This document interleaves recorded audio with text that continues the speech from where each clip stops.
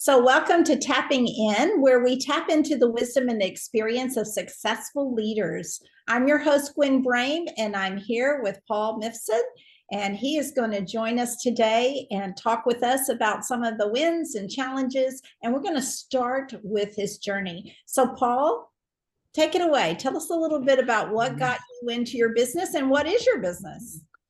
Well, thanks for having me. Yeah, so how did I get into my business? What is my business? So, without giving you my whole life history, I'll say that, I had the gift of hardship early in my life. Mm, And what that did for me, and, my parents were alcoholics. We were financially not great. My parents were split up.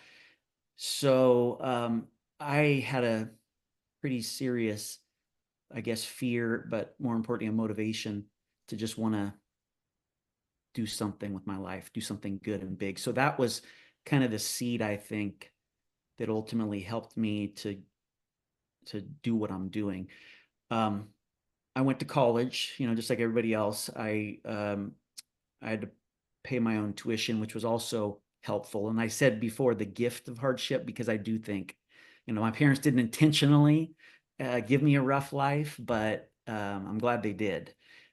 So I got a finance degree, and I thought I wanted to be, a money manager or, big investment banker or something. I had big ambitions. I wanted to make a lot of money.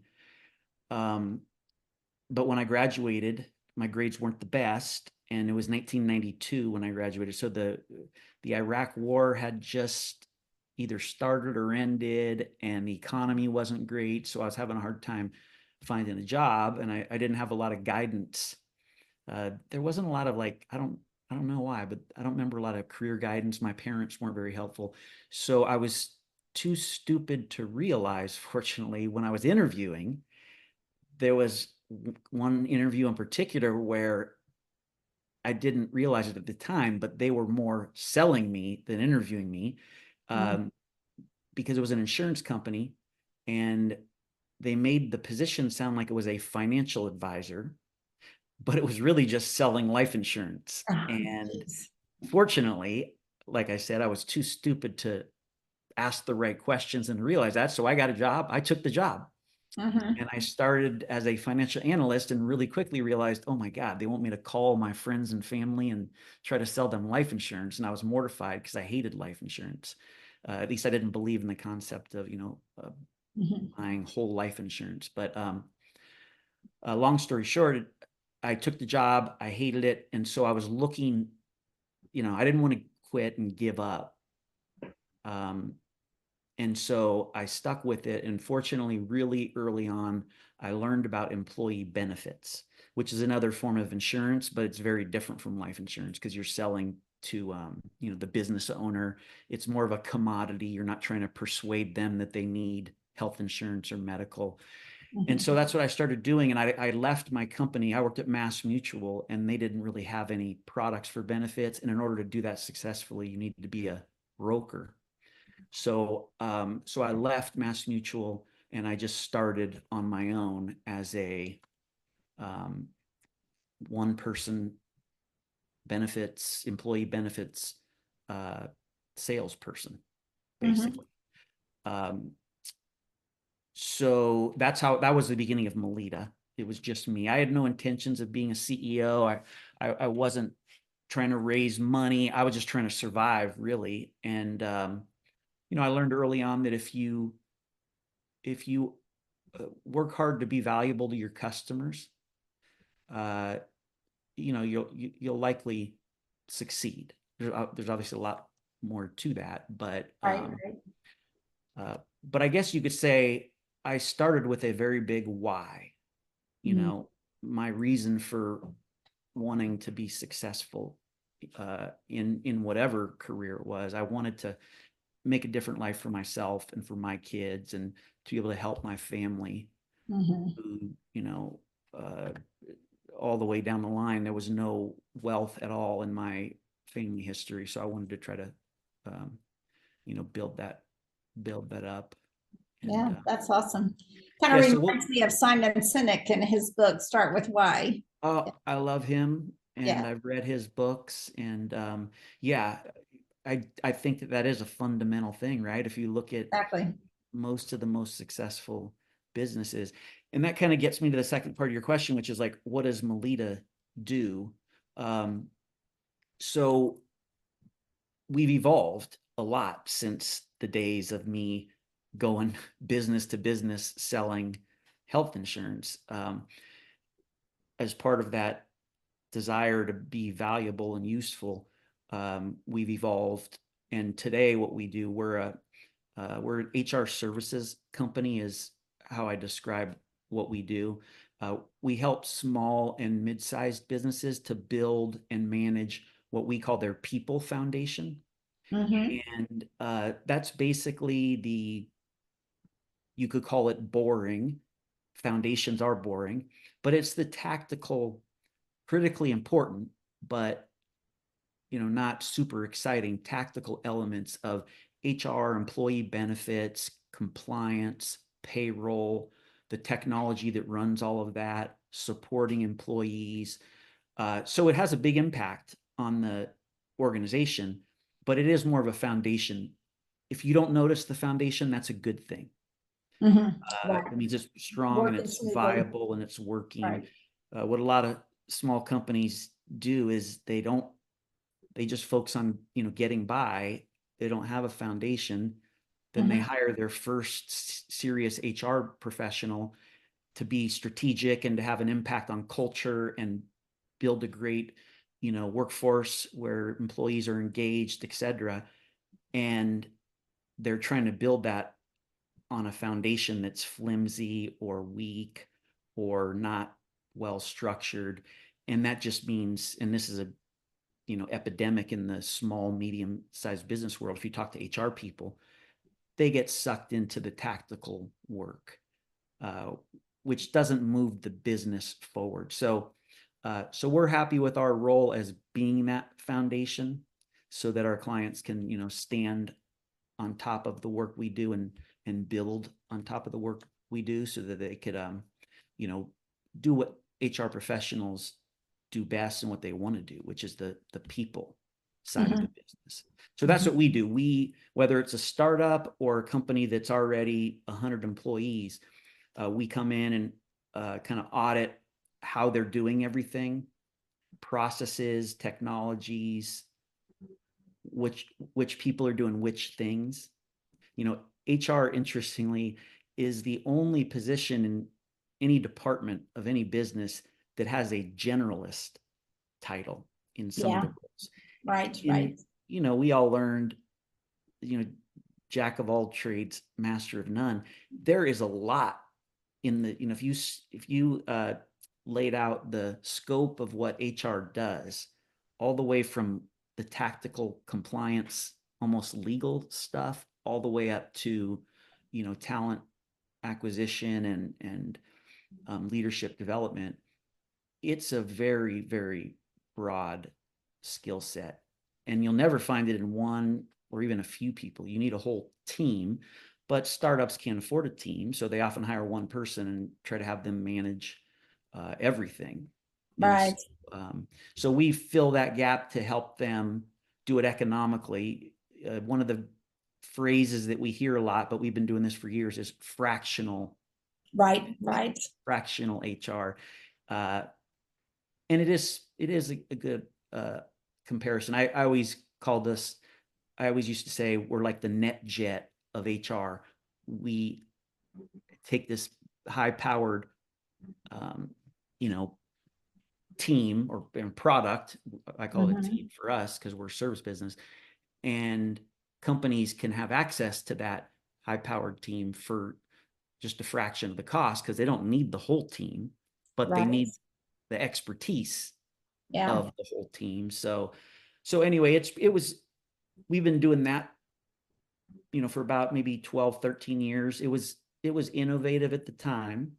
It's becoming more common now, Hmm. but it's been a great journey, and we're 30 31 years in business now. Wow. Wow. That's Um, great. That's yeah, great. and I'm very proud. That's what I'm, most proud of, is that we've we've been through at least a couple of recessions, the dot-com crash, a few Pandemic, all wars, these things, right? pandemic, yeah, and the internet revolution. Yeah. Yeah.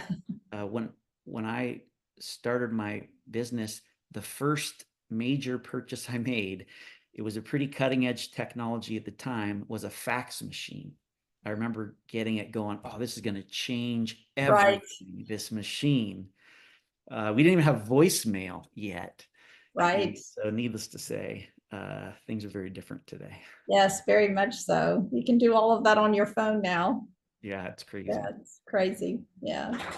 And it's showing our age that we're talking about being in business at the time the fax machine came out. Yes, I know. I feel old when I Anyway, talk about that. yeah, yeah. So, what do you feel like your biggest wins were for yourself personally or for your journey as a CEO and starting this business? What do you feel like your biggest wins were? And maybe share some of your challenges and how you overcome those too. Um, well, for me personally, the biggest win is probably a struggle that every entrepreneur goes through, which is, I don't know if it's our egos or if it's because, a lot of business owners have investors, but there's this natural, this kind of uh, implied expectation that the, whatever business or enterprise you're leading, growth is everything. Mhm. It's always bigger is better. And one thing that was an epiphany for me that I learned pretty early on, because remember I said I wanted to be rich. I wanted to be so rich. I was, famously rich. And then I learned, just through reading, a lot of biographies, and, I'm a lifelong learner and I'm constantly reading new books. And I learned that there's a serious sacrifice, a serious price to pay for being extraordinary in any one thing. Right, And I right. looked at people like Jeff Bezos, Bill Gates, even like Warren Buffett. If you look into their personal lives, they're going to have a lot of regrets, probably. Maybe their kids, they don't have a great relationship with their kids, or they didn't spend a lot of time with their kids, or they didn't have kids, maybe, and they wish they did. I Mhm. realized that there's a price to pay to be extraordinary at anything. And in terms of like financial success, anyway. Right, right. Hmm. And so I decided that I didn't, that wasn't worth it for me. Mm. And that helped me because it allowed me to basically look at, um, how can you build a successful business without it growing Right, constantly? right. It's either going to Mhm. grow big and you're going to sell it, or you're going to die. That's kind of the thought a lot of business owners live with. And if you have investors, they just push you and push you because they want an Exactly. exit, as they say. Right, right. So I learned that investment is not what I want to get, because you sell your soul to the devil, sort of. It's sort of like, I guess the best analogy is, if you look at commerce 200 years ago, livestock were like one of the main um, elements of the economy.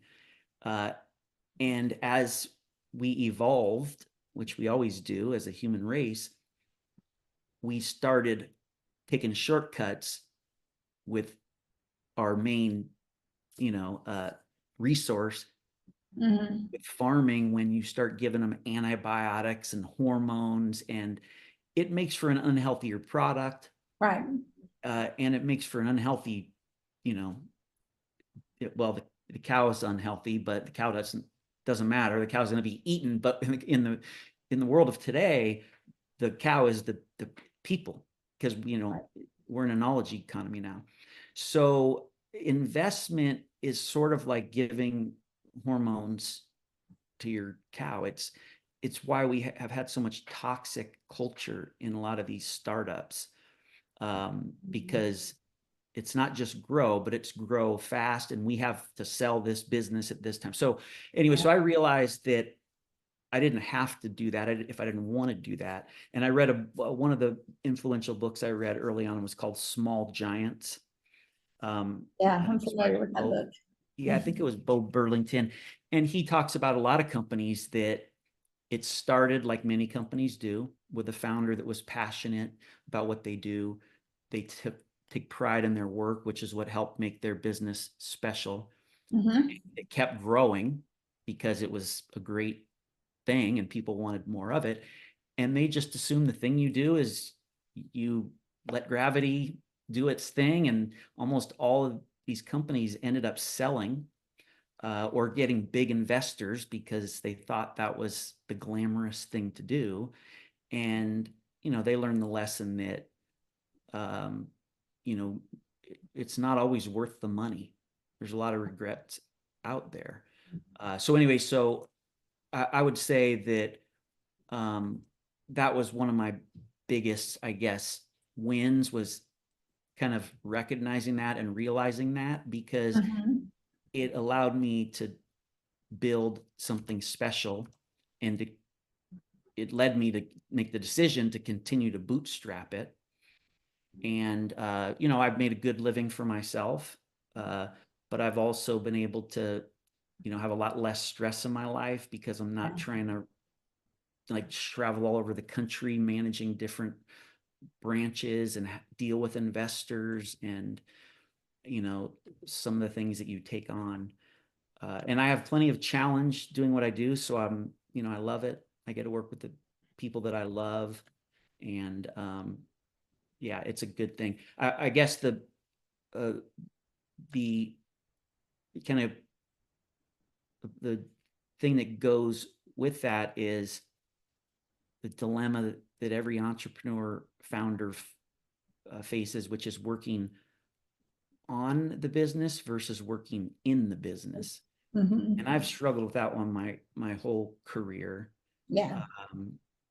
And it's hard not to work in the business because you care about the product, and it's not so much you don't trust people to do it right. It's just you care so much that you want to be there and have your hands on it. So but I've learned to how to hire good people, and well, that is what you do. yeah, I mean, we better, exactly, we gotta right eat our but own dog food, but yeah. I love how you have created a business that aligns with your values, and you've stuck with that. And I think that's really important, not to get tempted into the rat race that a lot of people get connected with, a bigger and better and upscaling and up leveling and all these buzzwords that we hear these days, but really sticking with, well, what is important to me and how am I going to play this out? Yeah. And I think that some people lose sight of that. And it's easy to lose sight of that when you have deadlines and bills to pay and things like that. But you've got to bring it back down to, what am I doing this for? What is my why? What values line up with that why? And then make sure that the behaviors that you have in your business line up with that as well. And then it gives you a level of peace, a level of security. And it may not be big fancy success from what other people would look at and say, well, I mean, you could be doing so much more. And that's true. You probably could, but it's a matter of, but what works with me? What is my value and what is my why, and how am I lining everything up with that? So I think it's clear from what you've shared that you have put a lot of effort into that. And that's pretty admirable. Yeah, thank you. Like I said, I don't take credit for having any unique ideas or approaches. I just try to learn from the experiences of others. And it sounds like such a basic premise, but it's shocking how many people don't tap into what's available to them. Right. Mentors and other people who have paved the path before them. Yeah. Exactly. And it's easy to, learning is, one thing, but then applying it, I'm not trying to oversimplify it, because it is very complicated, but yeah, if someone isn't afraid to put in the work, the work, a lot of the work's been done for us and published in various books, and so I think, taking advantage of that would be a no-brainer. Yeah, it kind of reminds me of the world of sports. Mm. You see a lot of people in sports who are reaching out and have mentors who have been there and done that, and that's really interesting because then they can help them with their particular athletic abilities and skills, and I think we have to do that in business. That's one of the reasons why I started this podcast, is connect with people who've been in business for a while and see what's working for them and what's not working, and do you have any bits of wisdom and gems to share. And so far we're doing great. I've gotten lots of good information, so Excellent. thank you so much. Well, I don't want to take any more of your time. I really appreciate everything that you shared with us today, and so thank you, Paul, and My your pleasure. group, your Melita Group, and I'm really excited that you joined us. So thank you everyone for listening. Thank you for all that you're listening. doing, Gwen. Yeah, thank you. And join us next time on Tapping In.